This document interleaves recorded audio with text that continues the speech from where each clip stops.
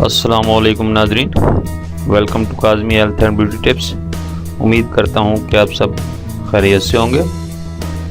पेशाब के कतरों का आसान घरेलू इलाज।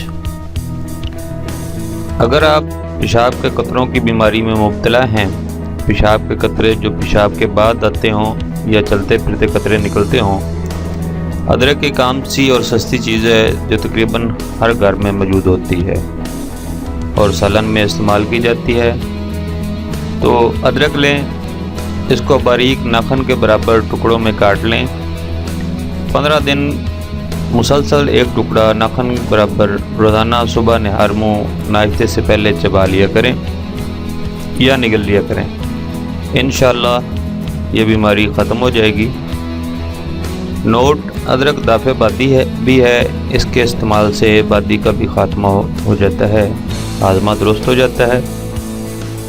बाज़ लोगों को पेशाब के बाद मनी के कतरे आते हैं, ये नुस्खा उन लोगों के लिए नहीं है। Thanks for watching. Do not forget like and subscribe.